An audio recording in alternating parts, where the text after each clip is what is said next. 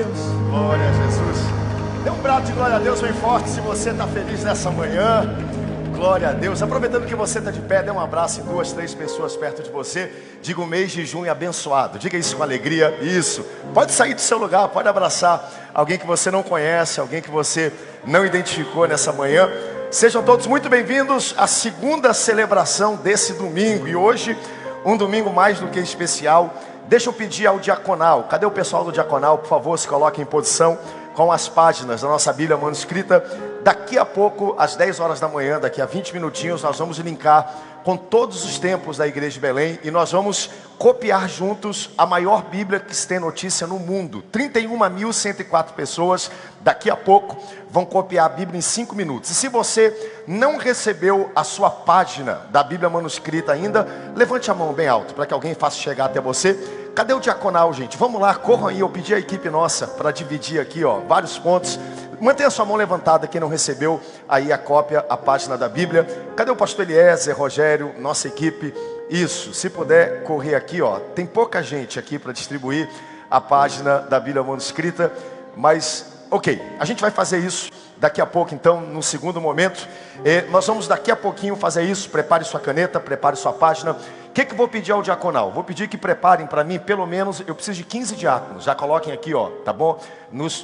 Eu sei, mas depois, tá bom? Agora já passou para a gente poder fazer isso. Vamos então para o nosso estudo do dia. Hoje nós estamos estudando Efésios, capítulo de número 4. Eu quero convidar você a abrir a sua Bíblia com muita alegria.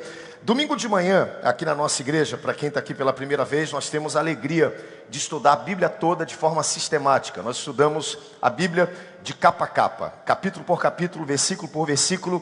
E é sempre bom lembrar o porquê que nós fazemos isso. Primeiro, é para que você possa ter uma visão geral de como é que a Bíblia funciona, ter todo o contexto da Bíblia.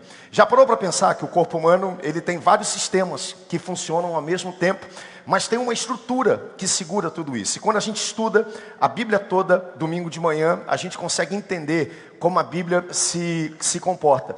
E segundo, o que para mim é muito legal, é quando a gente consegue, na Bíblia mesmo, registrar, anotar. Eu quero incentivar você a ter o hábito de carregar sua Bíblia física. Eu também uso aqui no meu tablet.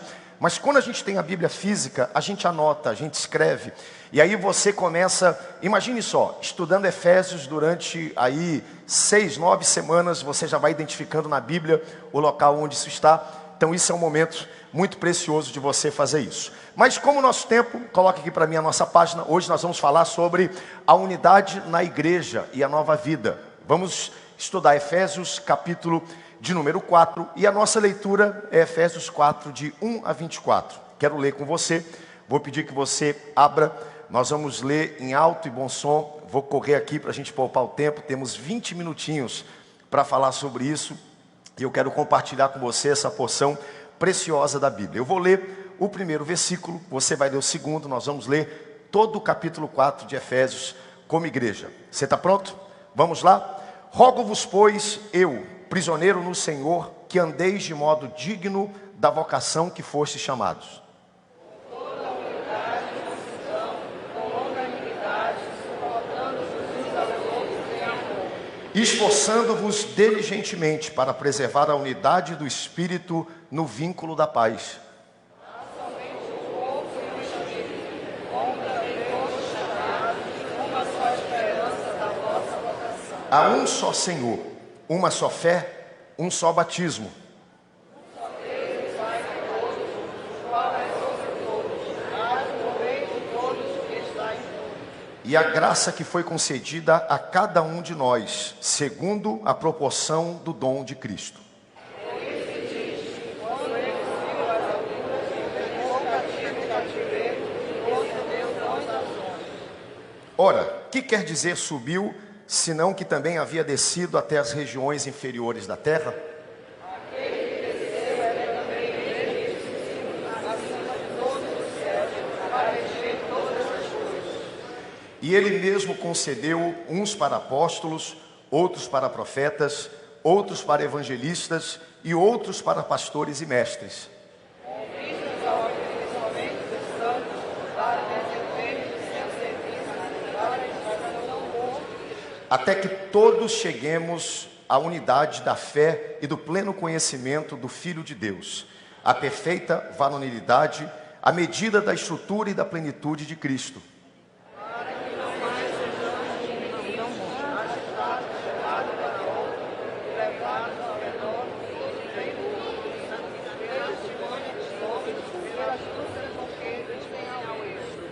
Mas seguindo a verdade em amor, cresçamos em tudo naquele que é o cabeça, Cristo.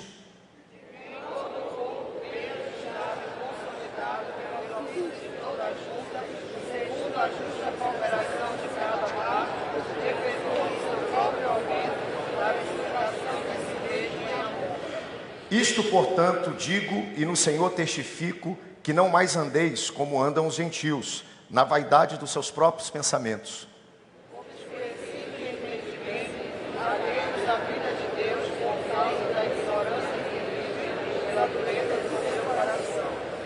Os quais, tendo se tornados insensíveis, se entregaram à dissolução, para com avidez cometerem toda sorte de impureza. Se é que de fato tendes ouvido e nele fostes instruídos, segundo é a verdade em Jesus.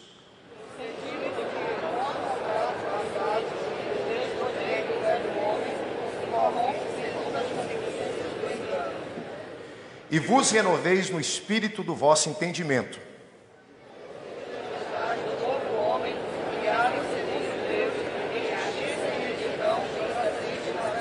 Pai, fala conosco nessa manhã, que estejam atentos os nossos ouvidos e aberto o nosso coração à Tua palavra. Tome seu assento, corpo sentado, mas a alma de pé.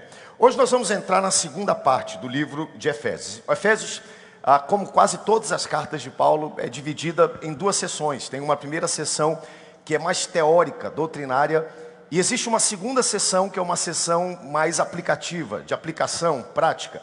E quase tudo que Paulo escreve segue esse roteiro. Se você abrir qualquer outra carta, existe sempre uma saudação de Paulo, uma oração por aqueles que vão receber a carta. Depois Paulo começa a fundação doutrinária, mas no meio dessas cartas existe sempre um ato de transição, uma palavra de transição.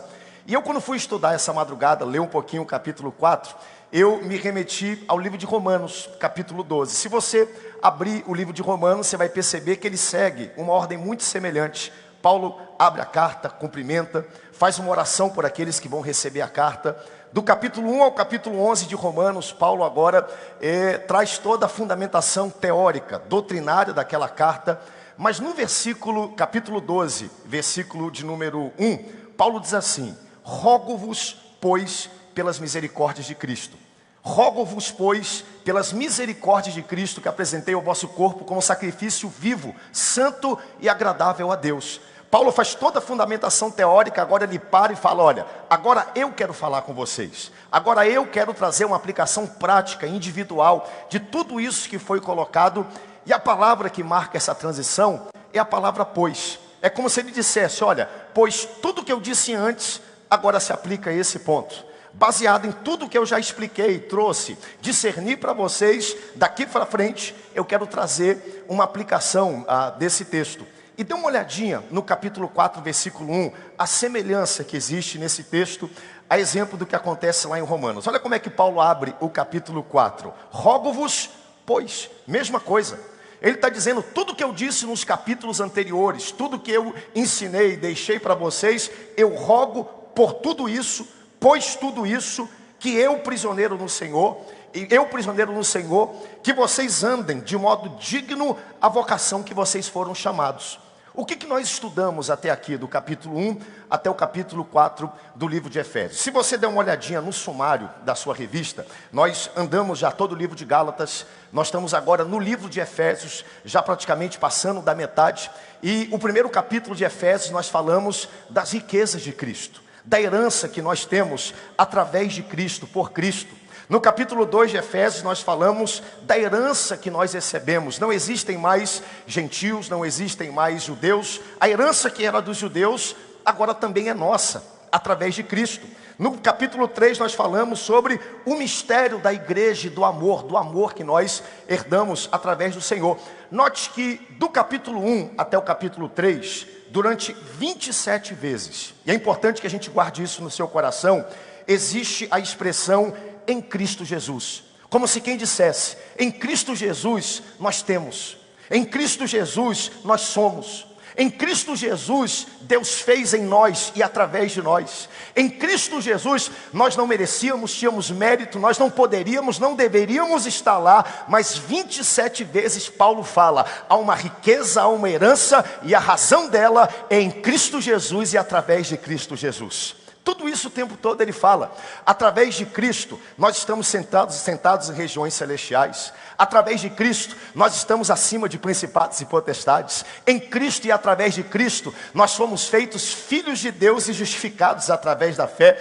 Em Cristo, não há mais diferença entre judeu e gentil. A herança era para os judeus, mas através de Cristo, o último capítulo, nós recebemos essa herança. Através de Cristo, nós somos perdoados, restaurados, regenerados. Paulo está dizendo, por causa de tudo isso, baseado em tudo isso, em toda a riqueza que vocês receberam, daqui para frente, pois, andem da seguinte forma. Eu quero instruir vocês a andarem. É como se o comentarista dissesse aqui nesse texto, e é importante a gente salientar isso, que a instrução de Paulo é uma instrução que fundamenta a unidade da igreja. Olha os primeiros pontos dessa unidade, e de como Paulo nos ensina a andar, uma vez que nós somos ricos em Cristo, uma vez que nós somos perdoados em Cristo, uma vez que nós somos restaurados em Cristo, uma vez que você é herdeiro das promessas do céu através de Cristo Jesus. Qual é o resultado prático disso na nossa vida? Os elementos, vamos lá, a humildade, a mansidão, a longanimidade, são passos e são elementos que marcam a caminhada, a jornada. É por isso que Paulo está dizendo, rogo-vos, pois, imploro, como prisioneiro de Cristo, que vocês andem segundo a vocação pela qual vocês foram chamados. A ideia dele é, já que vocês herdaram tudo isso que Cristo fez para vocês, a vida prática agora precisa mudar. Precisam haver alguns elementos visíveis de que agora vocês receberam essa nova herança, e as primeiras que ele apresenta, humildade, mansidão e longanimidade. Paulo agora mergulha na vida prática. Paulo está dizendo, olha, a parte mais difícil não é receber a herança em Cristo e através de Cristo, porque a obra foi dele, o trabalho foi dele, ele foi que conquistou tudo isso. O desafio agora é andar de modo digno a esta riqueza. Por isso que no versículo 1 ele diz, rogo-vos, pois, eu Paulo, prisioneiro no Senhor, que andeis de modo digno da vocação que fostes chamados, com toda humildade, mansidão, longanimidade, suportando-vos uns aos outros em amor, e esforçando-vos diligentemente para preservar a unidade do Espírito no vínculo da paz. Eu quero aplicar esse texto porque o nosso tempo é muito curto. Gente, nossa caminhada espiritual, ela está associada a outras pessoas. Nossa caminhada espiritual, não há como a gente viver a nossa vida espiritual, primeiro, sem esses elementos e desassociado de outras pessoas. Paulo está dizendo, um dos sinais é a nossa humildade, é a nossa mansidão, é a nossa longanimidade. E para que nós possamos viver com os outros, para que nós possamos ter essa unidade da igreja e essa nova vida, essas marcas precisam estar presentes na nossa caminhada. E a primeira delas chama-se humildade. Diga bem forte, humildade. Agir sem soberba, sem prepotência, sem arrogância em relação às pessoas ao nosso redor, aos nossos semelhantes, sem achar que é melhor do que os outros porque você tem ou chegou em algum lugar. Para os gregos, isso aqui era uma loucura, porque a cultura grega estava baseada na autoconfiança, na autoestima, na autodependência, na independência. Eles não queriam depender de ninguém, eram pessoas intelectualmente e se consideravam intelectualmente acima do mundo ao seu redor. E agora chega Paulo com uma visão nova, dizendo, olha, a marca de quem recebeu a riqueza de Cristo é que daqui para frente essas pessoas são humildes. É por isso que o próprio Jesus diz em Mateus capítulo 5, lá no Sermão da Montanha, bem-aventurado os humildes de espírito. Humildade. Segunda marca, mansidão. E aí na revista, se você olhar na página 60, no início, eu raramente faço isso, mas eu quero comentar só uma definição de mansidão. Está escrito assim, há pessoas que associam a mansidão à fraqueza, mas isso é um equívoco. A mansidão é a sua na verdade, é a suavidade dos fortes, cuja força está no controle das suas próprias emoções. Ela habita quando a pessoa suporta os ultrajes com paciência, sem irritação, ressentimento ou retaliação de vingança. Gente, mansidão é o poder de permanecer em controle. Jesus disse em Mateus capítulo 5, bem-aventurado os mansos, aqueles que mantêm a sua emoção sob controle. Eu fico olhando para a Bíblia e quanta gente é marcada por um espírito de mansidão. A própria revista fala de Abraão, suportando aquela questão com Ó. Alguém pode olhar e dizer, mas Abraão não podia resolver? Podia. Mas Abraão, movido por um espírito de mansidão, esperando, dando uma oportunidade, o próprio Jesus, na sua jornada. Jesus era uma pessoa mansa em pessoa, um homem manso. A gente fica olhando e o mundo de hoje diz, olha, seja uma pessoa impetuosa, seja uma pessoa que decida, seja uma pessoa no controle de tudo que existe ao seu redor, das suas próprias situações. E a gente olha para Jesus, claro que Jesus estava sob controle, mas Jesus era um homem manso. É por isso que ele disse, se alguém te der um tapa de um lado da cara, o que você faz? Dá um tapa de volta nessa pessoa? Não, você exerce o quê? A sua mansidão. Gente, eu estou falando de marcas que caracterizam o andar de quem recebeu a herança de Cristo. São marcas que podem ser vistas. Por último, ele coloca a longanimidade. O que é longanimidade? É a gente demorar para se irar, né? Quem aqui precisa de uma unção de longanimidade? Vou levantar a mão porque eu reconheço que eu preciso às vezes disso, né? Como diz o caboclo do Marajó, é não pegar corda com facilidade, né? É manter a frieza em algumas situações. Eu repito, são marcas que caracterizam o seu caminhar. E as pessoas olham para você e elas veem, elas percebem. Talvez isso aqui seja a maior pregação que nós possamos fazer. A pregação sem palavras, é a pregação de como funciona o nosso andar. Nós estamos voltando, hoje à noite nós vamos ouvir alguns testemunhos dos legendários. Nós tivemos um evento esse final de semana, 500 homens. E eu estava lá servindo, foi semana passada, né? Então hoje, domingo à noite, nós vamos ter os testemunhos, vai ter encontro de casais também, a gente vai ouvir um pouco do que Deus fez. E lá no evento, por causa do sol e outras posturas, a gente fica coberto. As pessoas, teoricamente, não podem identificar quem é. E eu achava que porque eu estava com o rosto coberto, com o corpo coberto, que as pessoas não me reconheciam e não sabiam que era eu, por enganação. Por quê? Porque todo mundo dizia, pastor, eu lhe vi aquele momento, eu te vi passando por aqui, vi por ali. Eu perguntei, mas como eu estava coberto? É pelo jeito que você anda, eu conheço você pelo jeito que você anda. E você não precisa abrir a sua boca, as pessoas conhecem você pelo jeito que você anda. Suas marcas ficam. Tem uma outra história de um homem, e eu vou terminar, está chegando o nosso horário, 10 horas, e a gente vai poder, na próxima lição, essa lição é tão importante, a gente faz um compilado aqui. Conta a história que um homem e a sua esposa tinham 75 anos de idade, foram para o médico, estavam completamente em forma, bem, né?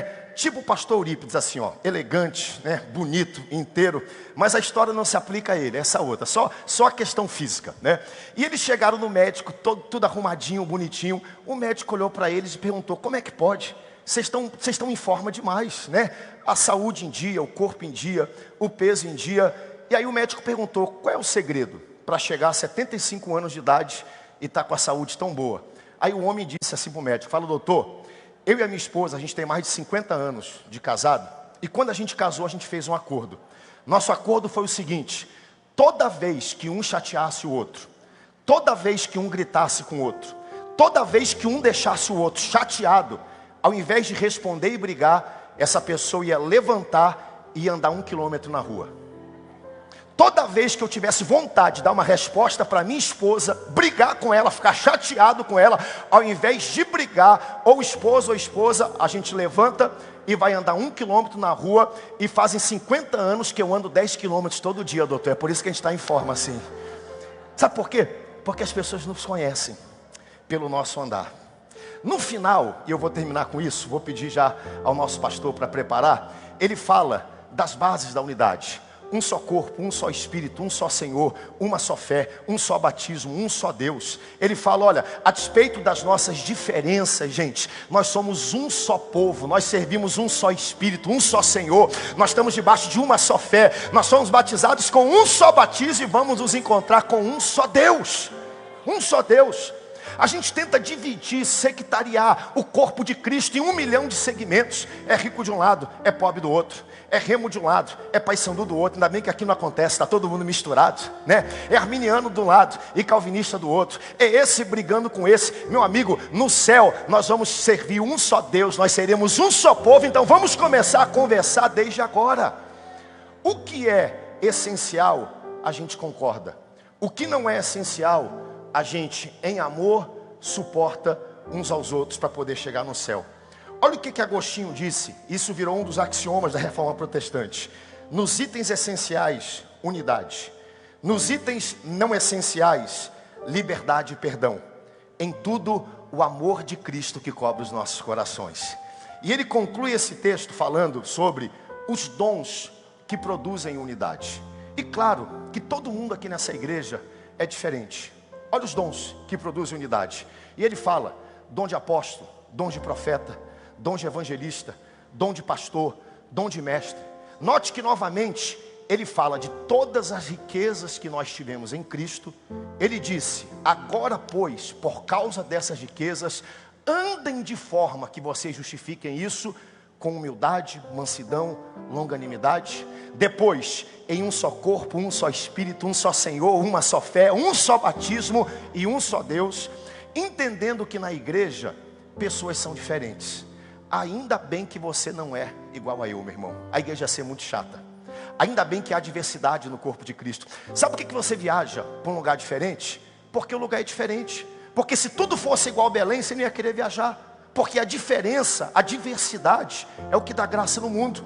E na igreja tem gente que tem dom de apóstolo, dom de profeta, dom de evangelista, dom de mestre, dom de pastor. Nós não estamos em competição com ninguém, nós somos complementares para que o nome de Deus seja glorificado aqui na terra. Vou dar um exemplo para você. Eu nunca esqueci desse exemplo. No seminário, um professor meu usou a seguinte analogia, eu termino com essa. Imagine só um desastre de carro acontece. Um desastre sério, daqueles que o carro quebra todinho, estraga todinho, mas não acontece nada com as pessoas. As pessoas ficam a salvo, né?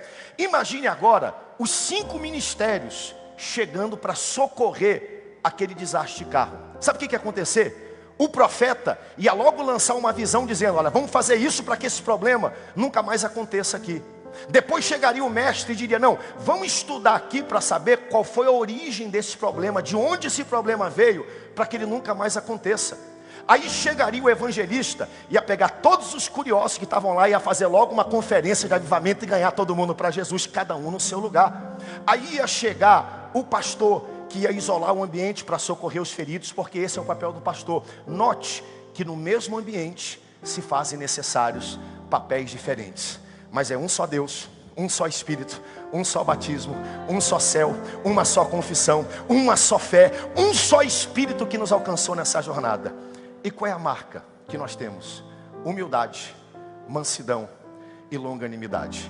Dobre sua cabeça. Pai, eu quero te agradecer nessa manhã, porque nós somos uma só igreja, Pai. Senhor, Tu tens sido tão bom para conosco. Nós temos aprendido das riquezas que nós temos em Cristo, Pai. Se nós estamos aqui não é por mérito, é pela glória de Cristo, é pelo trabalho de Cristo. A salvação vem mediante Cristo. Uma vez que nós herdamos e recebemos essa salvação, agora nós queremos andar, Pai, de forma digna dessa vocação que nós somos chamados. Pai, que essas marcas estejam presentes na igreja. Nós não somos um povo perfeito e nem nos declaramos ser um povo perfeito, mas te pedimos agora um povo humilde, um povo manso, um povo longânimo, Senhor. Eu quero te pedir, derruba as barreiras e as fronteiras que nos separam. Nós somos um só povo, salvo por um só Deus, debaixo de um só Espírito. Senhor, nos une para cumprir o Teu chamado, e que esses 5 dons possam se manifestar no nosso meio. Que a Tua igreja seja completa, que a Tua igreja seja viva, que a Tua igreja seja uma igreja avivada. É o que nós te pedimos e te agradecemos, no nome forte de Jesus. Amém e amém. Dê um brado de glória a Deus bem forte, receba essa palavra. Se preparem que nós vamos agora bater 5